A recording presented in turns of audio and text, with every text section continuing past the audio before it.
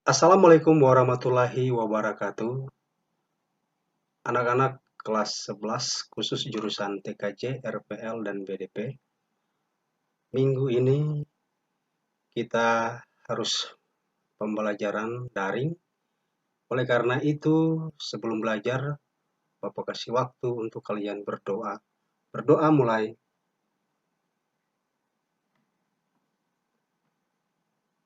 Selesai. Minggu lalu, Bapak sudah menugaskan kalian semua, khusus buat kelas BDP, RPL, membuat tutorial kerajinan tangan melukis menggunakan cangkang telur. Hari ini kita akan lanjutkan materi pembelajaran kita adalah proses kerja pembuatan contoh produk. Dengan tujuan pembelajaran kita hari ini adalah 3.1 siswa memahami pemetaan keberagaman produk. 3.2 siswa memahami pengembangan produk baru. 3.3 siswa membuat kesimpulan. 3.1 pemetaan keberagaman produk. Kalau misalnya yang dimaksud dengan pemetaan keberagaman produk, pemetaan itu adalah bagaimana seorang wirausahawan dia mampu memetakan produk apa yang diinginkan oleh konsumen. Dengan demikian, salah satu peluang pasar dapat dilihat dengan cara mengamati konsumen. Fokus pengamatannya meliputi 1. Barang dan jasa apa yang paling dibutuhkan. Artinya apa? Bahwa dalam mengamati konsumen terhadap pasar, barang apa yang sedang trending, barang apa yang sedang dibutuhkan oleh masyarakat, jasa mana yang paling dibutuhkan oleh masyarakat. Itu dalam bentuk pengamatan. Yang kedua adalah berapa banyak yang mereka butuhkan. Artinya, dalam proses pengamatan, seorang wirausaha dia bisa melihat bahwa berapa barang, berapa jasa yang dibutuhkan oleh konsumen. Lalu yang ketiga adalah kualitas mana yang paling tepat. Artinya kalau misalnya kita bahas tentang kualitas barangnya yang paling dibutuhkan. Kualitas yang diinginkan oleh masyarakat atau konsumen tadi. Lalu yang keempat adalah berapa banyaknya.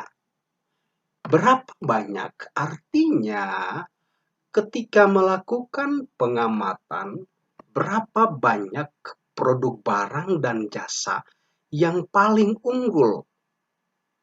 Kemudian cara dalam merekayasa produk barang dan jasa agar diminati konsumen diantaranya 1. Jenis-jenisnya diperbaharui. Kata memperbaharui ini adalah bahwa produk yang nantinya dibuat oleh seorang pengusaha, dia harus memperbaharui kualitas barangnya, dia harus melihat harganya, dia harus menjangkau semua masyarakat. Yang kedua adalah kualitas dibeda-bedakan dan ditingkatkan. Seorang wirausaha, ketika dia mau berusaha, kualitas yang paling penting adalah kualitas barang yang harus dia lihat. Kemudian membeda-bedakan tingkatannya. Artinya kualitas yang nomor 1, yang mana kualitas 2 dan 3 dan seterusnya, itu harus diperhatikan oleh seorang wirausaha. Lalu yang ketiga adalah model dan desainnya bermacam-macam dan dibedakan. Bicara model atau desain, bahwa seorang wirausaha ketika dia mau berusaha membuka usahanya, maka model desain yang dia pilih harus sekreatif mungkin, harus beda dengan yang lain, harus beda dengan pengusaha-pengusaha yang lain. Lalu yang berikut adalah kemasan, warna, bentuk, ukuran standarnya sedemikian rupa sehingga lebih dipahami. Artinya, kemasan satu produk, warna, bentuk, ukuran harus diperhatikan. Karena memang desain kemasan itu harus menjangkau semua masyarakat yang menginginkan desain yang lebih menarik. Dari yang menarik seperti apa? Warnanya, bentuknya, ukurannya, dan seterusnya. Yang berikut adalah fungsi yang selalu paling penting bagi proyek pengembangan produk. Ada 3. Yang pertama adalah pemasaran. Fungsi pemasaran menyembatani interaksi antara perusahaan dengan pelanggan. Peranan lainnya adalah memfasilitasi identifikasi peluang produk, mendefinisikan segmen pasar, dan identifikasi kebutuhan pelanggan. Bagian pemasaran juga secara khusus merancang komunikasi antara perusahaan dengan pelanggan, menetapkan target, harga, dan merancang peluncuran serta mempromosi produk. Jadi, kalau misalnya bahas tentang pemasaran, dalam menjalankan sebuah usaha, pemasaran itu yang perlu ditingkatkan.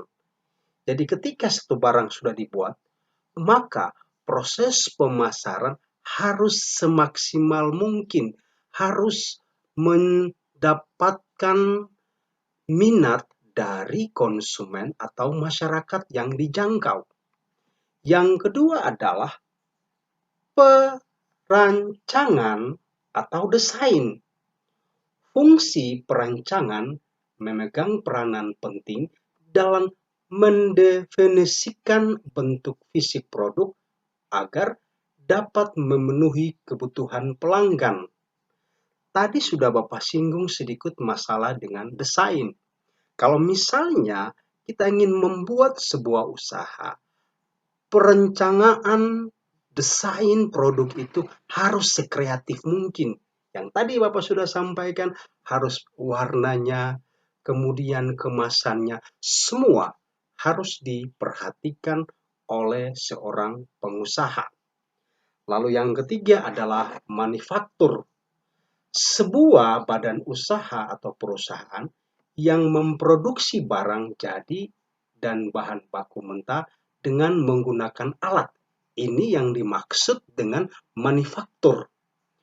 Fungsi manufaktur terutama bertanggung jawab untuk merancang dan mengoperasikan sistem produksi pada proses produksi produk. Fungsi ini mencakup pembelian, instalasi, dan distribusi. Proses pengembangan produk dalam suatu perusahaan umumnya melalui 6 tahapan proses, yaitu yang pertama adalah fase 0, fase 1, fase 2, fase 3, dan seterusnya.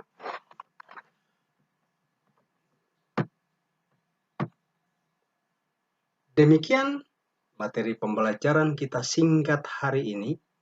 Minggu depan kita akan lanjutkan. Sebelum Bapak menutup akan pembelajaran kita hari ini, Bapak menyimpulkan bahwa dalam menjalankan sebuah usaha, seorang wirausaha harus mampu melihat peluang-peluang usaha, harus memeta-metakan produk mana yang dibutuhkan oleh konsumen. Lalu yang ketiga adalah bahwa seorang pengusaha harus memberikan rasa nyaman kepada konsumen dengan mendapatkan sebuah produk yang menarik.